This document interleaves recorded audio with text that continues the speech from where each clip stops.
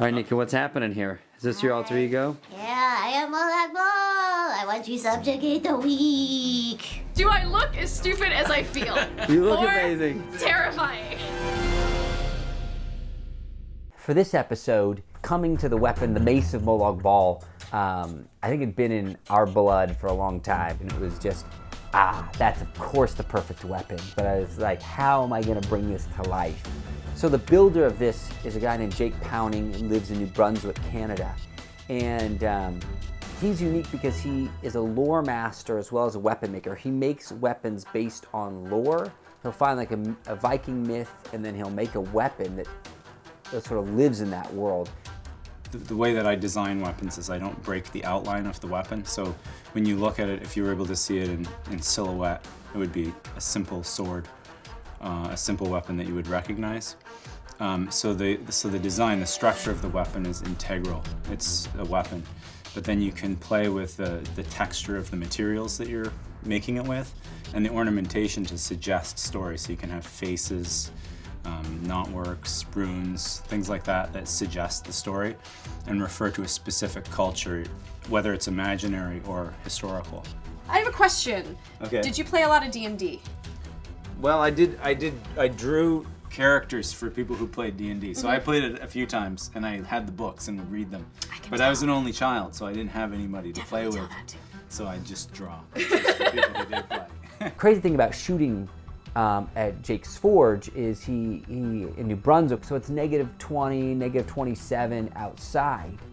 And because the forge is as hot as hell, there's no heating inside of the forge, right? It's 2,000 degrees by the bronze, but then you just step 5 feet away and you're -27. So you're just getting killed. And Nika, this was our first day of shooting on location. Nobody's ready for that cold. So it punched right into us. And Nika's out there walking through the snow, trying to give her lines, freezing. She's out there playing with the ponies, freezing. I promise this isn't a trap. I lied to you just now. Now, I mount him and ride away into the wilderness. Never mind, I would totally die. It's freaking freezing out here. Cut. Sweet, we got it. Thank you,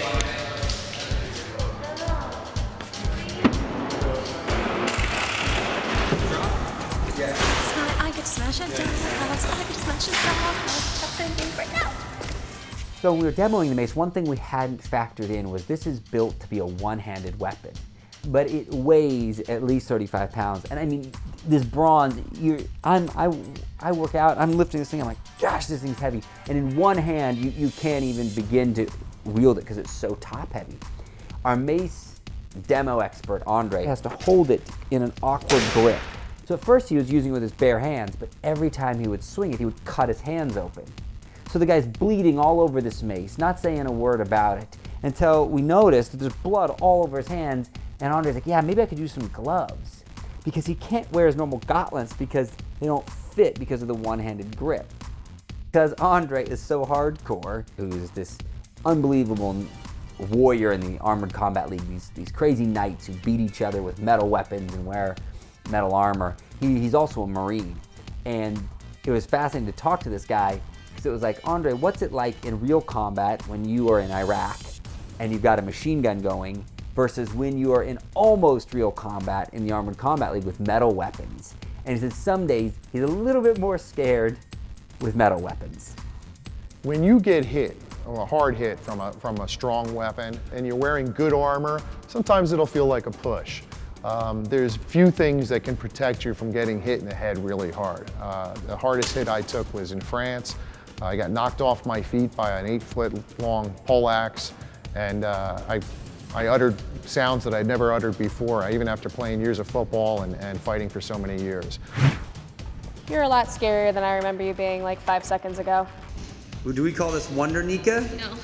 Amazon Nika? Very scared Nika.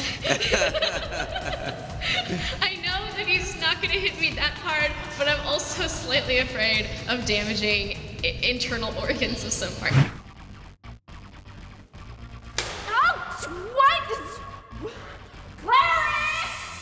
I'm into competing, I'm into testing myself both physically and mentally. This is a place where people test themselves. So Andre, how much does all this armor weigh? My armor's probably around 60 pounds, so, which is actually fairly light harness for what we do. You should settle down. Maybe you should go get a husband or something. Have some kids. You know, have a life for once and a career. I think this episode is so complete, and I feel like this was the full realization of having a vision of a mythical weapon and bringing it to life and just laying waste with it in maybe the most fun way possible.